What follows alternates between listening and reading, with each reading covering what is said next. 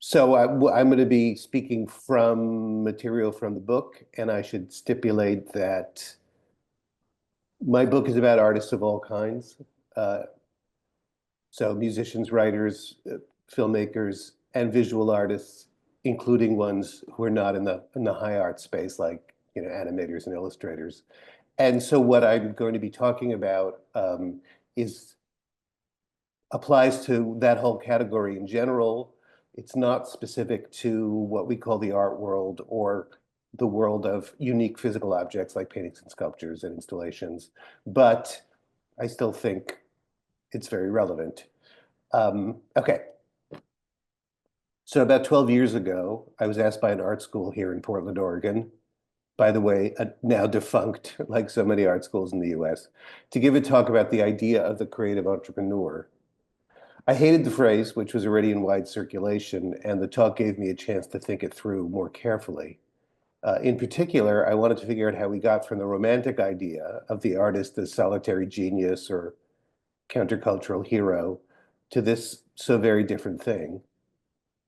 And as soon as I started to think about it, the first thing I realized is that actually we didn't go directly from that to that there was in fact, an entire phase or paradigm, as I will call it, in between.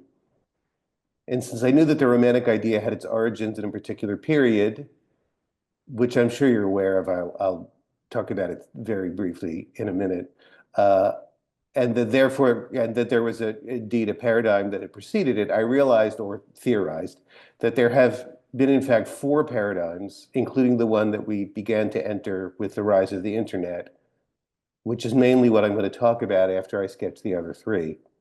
So first, as you may be already wondering, what do I mean by paradigm? So this is what I mean. I mean, art may be eternal in a certain sense, but our ideas about it are not. What art is, what it's for, and therefore who the artist is, all these have changed. Art does not exist outside of time, and it does not exist outside of economics either. I'm sure I don't need to convince anyone in the room of that. Art is shaped by money, by the material arrangements under which it is produced, or in plainer language, by the ways that artists get paid. When those shift, art shifts. Of course, the reason I say all that in the book, even though I know you know this already, is that most people don't want to think about that, about how the very nature of art is, and the very way we think about it, is shaped by the economic conditions under which it's produced. So the first paradigm, which existed up to and in many ways through the Renaissance, was the artist as artisan. This is the age of patronage, of artists making what political and religious authorities told them to make, speaking not truth to power, but the truths of power. Patronage was not a gift, it was a quid pro quo. Artist, artisan, the words by no coincidence are virtually the same, and before a certain point were indeed synonymous. The Renaissance began to modify this pattern, but without fundamentally altering it. Creativity was still regarded as a power that belonged exclusively to the divine. And you can trace this in the Oxford English Dictionary, the way the word is used.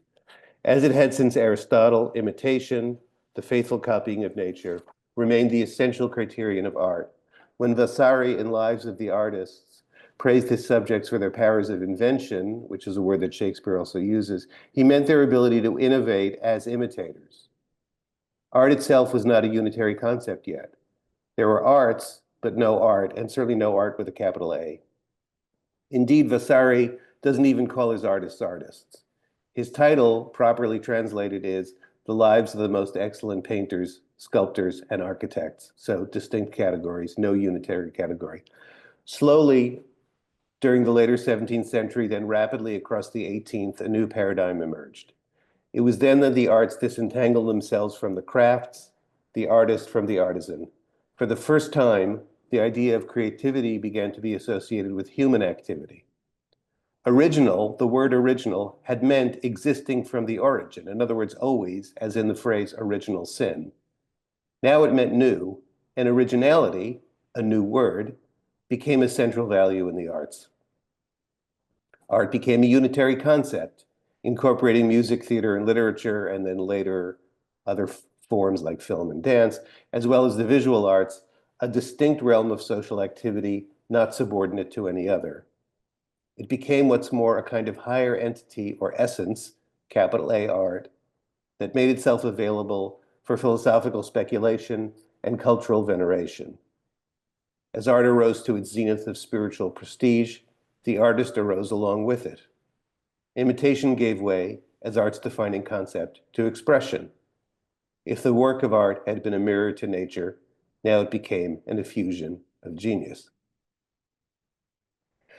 These developments, needless to say, did not take place within a vacuum, but as components of the transformation we call modernity, along with the emergence of democracy, liberty of thought and belief, the modern individual, the intellectual, another new category, and of one more thing, modern capitalism. And this is another thing that suppressed in our understanding of art. On the one hand, capital A art was born in principled rejection of the market and its works, as the arts kind of inherited the role of religion, which also was supposed to be separate from mammon. On the other hand, it was capitalism itself that made it possible in the first place. Art was able to free itself from ideological control because artists were able to free themselves from economic control, to dispense with patronage by selling their work directly to the public. This ideological contradiction was mediated through the emergence of a new figure, the bohemian. This is another new word, early 19th century. This is what I call the second paradigm. The artist is bohemian, because it speaks to the economic condition of the artist.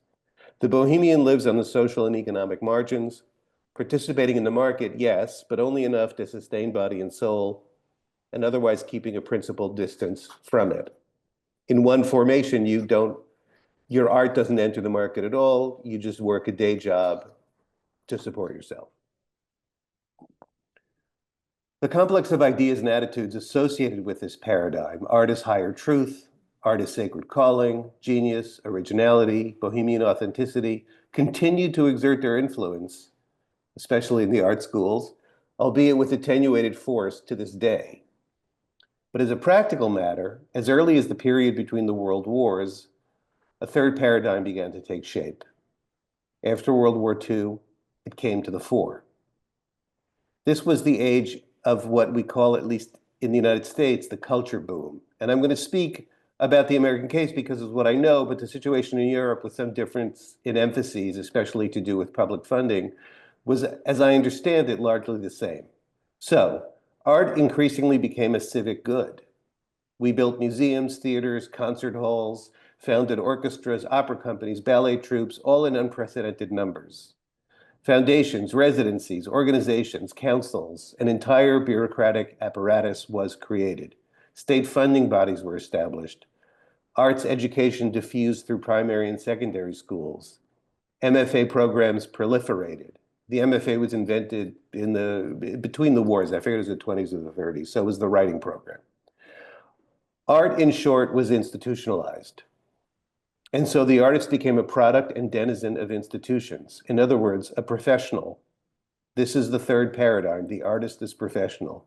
Now you didn't go to Paris to produce your masterwork, then wait for the world to catch up with you. Like a doctor or lawyer when you went to university. You didn't burst from obscurity to celebrity with a single astonishing work. You slowly climbed the ranks. You accumulated credentials, sat on the boards and committees, collected your prizes and fellowships. You built a resume. On the for-profit side, professionalization was less formal, but no less unmistakable. The culture industry was also booming. Record labels and radio stations, publishing houses and magazines, galleries and theaters. The whole structure of professional intermediaries and handlers, agents, managers, publicists, bookers, assembled itself. Also, all the prizes got started.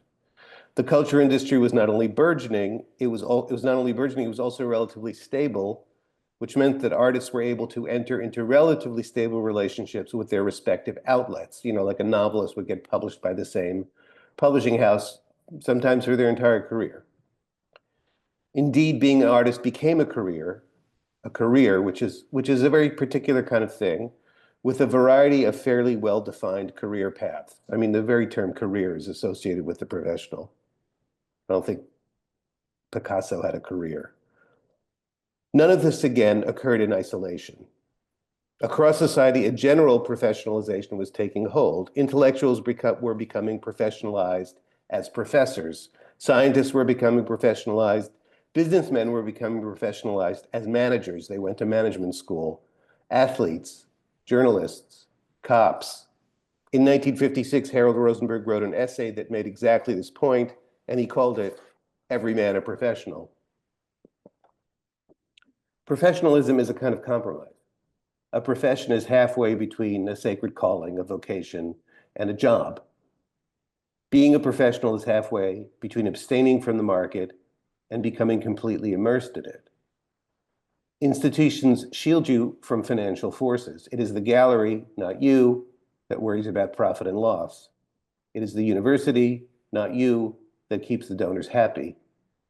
Entire forms of art retain their presence in the culture thanks to institutionalization, like poetry, contemporary orchestral or classical music, conceptual and other types of non-saleable art. Forced to pay their way, they'd largely disappear. One of the purposes of professionalization is to limit access to a field and thus to raise the earning power of practitioners by restricting their supply. Like you have to go to medical school to be a doctor. There was never any shortage of artists who starved, but in the age of the artist as professional, those who did achieve a modicum of success did better than before. They lived middle-class lives with middle-class status. Not surprisingly, they also drifted toward middle-class values.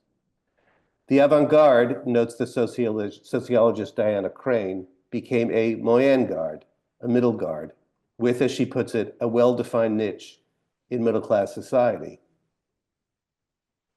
Art became domesticated, for all of its pretensions, well-behaved. Revolutionary rhetoric persisted in the arts, because talk, after all, is cheap, but the age of revolution was over. So, artisan, bohemian, professional, three paradigms for the artist, rooted in three systems of economic support. Each entailed its own forms of training, types of audience, modes of exhibition, publication, and performance, its own understandings of art and of its role within society. Now, of course, there were overlaps between the different paradigms, transitions, mixed and marginal cases, anticipations and survivals, and certainly the professional model retains a lot of its force. But we have entered unmistakably the next transition. The professional model is on the wane as the institutions that have undergirded it, nonprofit and for-profit, contract or disappear. You might say that the professional model is crumbling. A new paradigm is emerging. And in the rest of what follows, I will briefly sketch its most important contours as I understand them. The central fact about the situation of the artist now is that there's nothing left to shield you from the market. Institutions won't protect you anymore as they did the professional. The bohemian option, abstaining from the market, at least is where your art is concerned, and getting by in decent poverty on part-time work is, in this age of rent and debt, no longer viable. I want to be clear, artists have always had to worry about money, but they didn't always have to worry about the market per se, operating within it, becoming fluent in its terms and turns, because other people did that for them. Operating in the market inculcates a market personality. The modern artist was remote or aloof or elusive. They assumed an air of mystery, the better to announce their genius.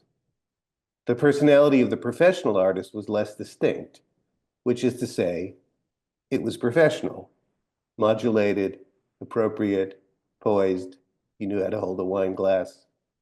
The professional artist was well-spoken and well-groomed, a good colleague and a good schmoozer, someone who wasn't going to frighten the horses or the trustees. And the artists of the digital age, they are unfailingly genial, cheerful, and, as we say, relatable. They need to engage their audience, so they are engaging. Their supporters look to them for inspiration, so they are encouraging. They are ingratiating and earnest, with no anger and no edge. And what is this personality? This stay positive, self-effacing, smile in a shoeshine personality, if not a commercial one. The artist today is accessible, available. In an environment of constant fan engagement, every artist is, perforce, a performer. The part you're asked to act on your social media channels, your podcast, your interviews on other people's podcasts, is yourself. In other words, you're expected to be authentic, to be confessional. The self, the persona, increasingly comes first, as the thing the audience attaches to, the object of attention and meaning, the art only after, as a vehicle for the self. The market, as it has been altered by the internet, has also accelerated the traditional pace of artistic production. Across the first three paradigms, albeit for different reasons, artists were understood as needing to take their time, to work without interruption, to cultivate an inner stillness or focus or self-forgetfulness. The internet no longer makes that possible at any scale, including the scale of the career, where high rents and other costs mean that you have to make it fast or find an exit strategy. Taking as long as it takes to discover your voice, develop your craft, and refine your vision is no longer an option. The larger question, now that artists are fully immersed in the market, is how much is the market changing what they make and their approach to what they make? I spoke to a guy, J.P. Rauer, I don't know how to pronounce his name, founded the program here in Portland in applied craft and design at the Pacific Northwest College of Art, which integrates entrepreneurship with creative practice. He worries, he told me, he's the guy who invited me in 2012 or thereabouts to talk about this in the first place. He told me that artists are starting to think about the audience, think about how people might respond too early in the process of creation. A lot of people actually told me this when I was interviewing for the book. Too early, far earlier than they used to and far earlier than they should, a circumstance that inhibits their ability to make truly original work. Austin Kleon, a writer and illustrator who's actually been very successful as a social media person, put the matter like this. Being an artist and being a salesman, they're at odds with each other. Once you start doing the selling, when you sit down to actually make the work, there's some little bit of you that thinks about selling. Marketing, he went on, wraps around your brainstem. Still, he concluded, every artist is doomed to his time. You've got to work with what you've got. Now, Royer just called attention to the audience, and the audience is key to what's been happening. A great audience, Fran Lebowitz once remarked, is more important for the creation of great art than even great artists are. Great audiences create great artists, she explained, by giving people the freedom to take chances. But if the central fact about the artist now is their immersion in the market, the central fact about the audience is the immersion of fandom.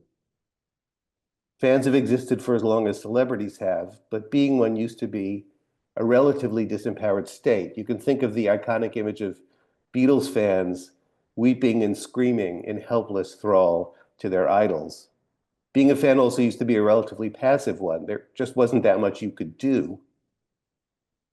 But the internet, of course, has changed all that. No longer is the rock star up there on the stage. I mean, they're literally up there, but they're not remote. Now you can talk to them instantaneously and in public. And what is more, they're talking back. In fact, they and every other artist now are constantly imploring you to like, tweet, follow, share, subscribe, pre-order, buy the merch, visit the website, join the mailing list, become a patron, to pay attention, for God's sake, and if possible, help out. Fandom is active, even hyperactive. The fan's as busy as the artist is. And now the fans are in the driver's seat. Now it is the artists who are weeping and screaming with need. Fandom also means that the audience today is organized into fan communities, taste communities, or in business terms, into niches. Niche, of course, is the first commandment of internet marketing. Thou shalt have a niche, or niche, if you want to pronounce it that way. Everyone is reaching one specific audience on one specific set of channels by delivering one specific kind of art, which means the second commandment of internet marketing, everybody has to have a brand. The brand is the corollary of the niche. The audience is the niche, the artist is the brand. You reach the first by having the second.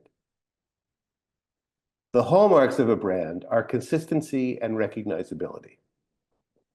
What makes Coke a brand is not just its logo and its name, but the fact that every time you open a can, you know exactly what you're going to get.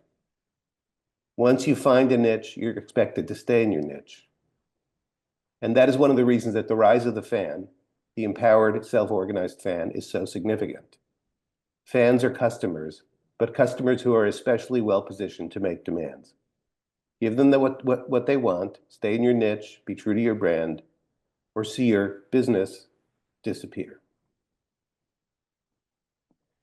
Yet the ultimate expression of the newfound power of the audience lies not in amateur opinion, amateur criticism, but in amateur creation itself, especially online. Here, the approach of fan to artist, their new intimacy and proximity, reaches its vanishing point. The fan becomes the artist. And amateurism, what is more, is not just practice now, but ideology. One of the presiding commonplaces of our age, to deny which is to commit a kind of thought crime, is that everyone's an artist. Now, that idea goes back to the 60s counterculture and even further, but its contemporary salience is owed to a very different force, the Apple Computer Company, which figured out around 1997, the year Steve Jobs returned, and the year of the debut of the Think Different marketing campaign, that the best way to get us to buy its expensive machines was to convince us that we're all creative geniuses with something unique and wonderful to express. It's not that we didn't have tools to make art before Apple came along. It's that now it seemed easy, and the world was telling you that you could do it, and what's more, that you should do it, and that you could make money doing it. In Apple's mighty wake came the armada of little boats that comprise the creative self-help industry. The books, the coaches, the conferences, the workshops, the videos, the classes. I would say that in Gregory's terms, as he was just talking about, this multiplied by orders of magnitude the dark matter of the art world. The adage used to be that you shouldn't try to be an artist unless your life depended on it. Now it became, why not give it a shot? The idea that everyone is an artist had originated as a revolutionary assertion. Now it became a marketing slogan. And here we start to glimpse another idea, one that may be in the process of abolishing the very notion of art itself, certainly of capital A art itself. For at the same time that Apple was preaching the gospel of universal artisthood, a new way of thinking about the economy was beginning to emerge. In the decades after World War II, the age of the professional, not only in the arts, but everywhere, the engine of productivity and growth was understood to be knowledge. People talked about knowledge workers and the knowledge economy, not just technical and scientific knowledge, but also social scientific, managerial, vocational, and so forth. But by the turn of the millennium, a new rubric had arisen. Knowledge was giving way to creativity. Creativity, as the force that drove the economy forward, as the capacity that governments needed to foster, businesses to leverage, workers to possess, and students to develop. In 2002, Richard Florida published The Rise of the Creative Class, which probably did more to propagate this way of thinking, at least in the US, and I think elsewhere as well, than anything else. And while Florida's creative class was not actually that different in terms of its membership from the class of knowledge workers, their activity was understood in different terms. The creative class, Florida wrote, consists of people who add economic value through their creativity. Its core included, quoting again, people who work in science and engineering, computers and mathematics, education, and the arts, design, and entertainment. The arts, design, and entertainment. Something momentous is happening here. Artists are being subsumed without distinction within the creative class, which means that art is being subsumed without distinction within the larger class of creativity. And again, I'm using creativity in quotation marks. It means something specific. Remember that the emergence of capital A art involved a unification of previously disparate categories, poetry, music, drama, visual art, so forth, as they were recognized as sharing certain fundamental values that were not shared by other human activities, including other kinds of what we now call creativity, including especially the crafts, or specifically the crafts. But creativity, in the terms that Florida did so much to popularize, abolishes those distinctions, as well as many others. The distinction between art and other forms of creativity. Art, that unitary concept, doesn't so much dissolve back into its separate categories as become submerged within a vastly larger one that includes not only the crafts, but all forms of endeavor engaged in by the so-called creative class. Science is creative, and engineering is creative, and teaching is creative. And so Florida tells us are law and medicine, finance and business, journalism and scholarship. The technicians who operate X-ray equipment, he notes, employ creativity in their work, and so do the ones who repair and maintain copying machines. Art becomes just another form of creativity, and creativity itself, and this is Florida's other momentous implication, becomes a business concept. Florida does not define the creative class as people who do creative things. He defines it as, I'm quoting again, people who add economic value through their creativity. Creativity does not count for Florida, literally, is not counted until it enters the market. Creativity for him is a commodity, something with a measurable economic value, something to be bought and sold. It is the ultimate commodity, the secret to producing all other commodities, the yeast that makes the dough rise. Companies were not slow to pick up on this way of thinking. Creativity became and remains the mantra of the corporate world. A parade of business sages expounded the new wisdom. Corporations hired chief creativity officers. So-called design thinking came into vogue, touted by IDEO, the Palo Alto-based global consultancy, as well as by Stanford's D School, which launched in 2005. Art is creativity, creativity as economic concept. Another sector that was quick to pick up on this kind of talk was higher education. Persuading someone to do an art degree is a tough sell, and it became even tougher after the financial crash. Meanwhile, the institutions had gotten overbuilt. Too many schools and departments, too many programs and facilities. The deans needed ways to put fannies in seats, and now they had a brand new sales pitch. Forget about getting an art degree to become an artist. Businesses want creativity? Well, we have the secret sauce, and we're going to teach you the recipe. More facilities were built, more programs were launched. The emphasis shifted from art to design, which is more business friendly.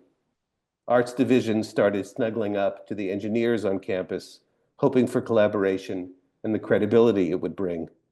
Academic arts administrators tried to sneak an extra letter into STEM, the most prestigious term in education, flogging the notion of STEAM.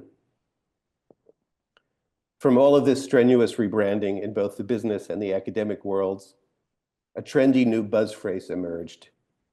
It was indeed creative entrepreneur. No one was sure what it meant, or rather, it meant whatever people wanted it to mean, but boy, did it sound great. You were creative and an entrepreneur. You're not an artist anymore, you're a creative entrepreneur. In a single phrase, art is rewritten in the language of commerce, and the disappearance of art inside the market is complete.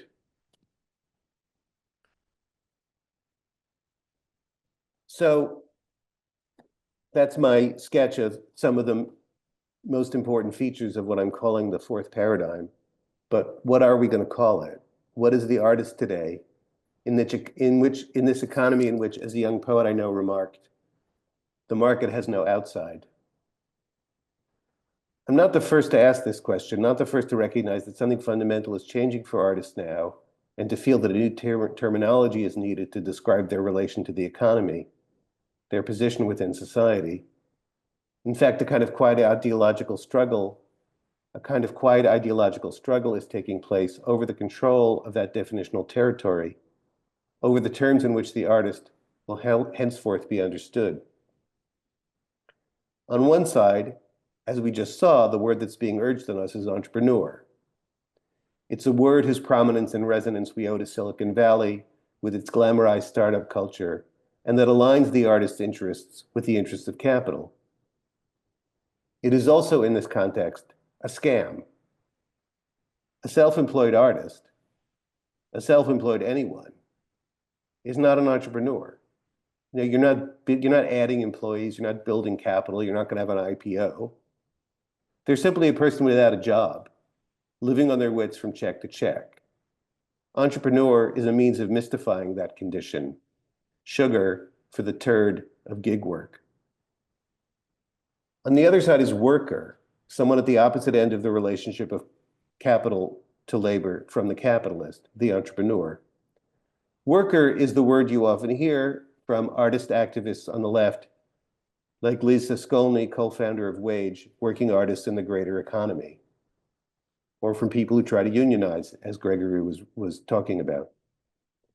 And artists, as they move from gig to gig and project to project, stacking up their little checks, are indeed often workers, not self-employed, but actually, if only temporarily employed, as Gregory mentioned, as teachers, lecturers, performers, art handlers, so forth. Still, artists are not only workers. They are also often capitalists, if only on the smallest of scales. People who are precisely self-employed, who make use of capital, the capital represented by their tools, by the money they've invested in their education, by advances and grants, to employ a single worker themselves. So if worker won't do, and neither will entrepreneur, what name can we find? It will help to turn away for a few moments from the idea of the artist in the marketplace. For certainly there are still many artists who resist their definition by the market, who do their best to find a place that stands outside the market, if only within the shelter of institutional support. And how do they speak about what they do? Not any longer, for a long time, in terms of art for art's sake, art as its own independent realm of value. That terminology is long dead. No, when people aren't talking about art in terms of creativity, or turning your hobby into a business, or art as a driver of local development, when they aren't talking about art and money at all, they talk, at least in this country, about relevance, about social engagement, about social impact, about what art can do for the community. As the artist and educator Jen Delos Reyes writes, for many socially engaged artists today, it is not about the next new thing in art. It is about a change that reaches far outside of art. Curator Nato Thompson has pointed out, she goes on, that the question has changed from, is this art? Which I would say is the characteristic question of modernism, of art as experiment and shock and mental revolution, art for art's sake, to, going back to Nato Thompson, is it useful? The question has changed from, is this art, to is it useful? And here's where the commercial and the non-commercial, even the anti-commercial, meet. For usefulness, of course, utility is one of the market's essential concepts.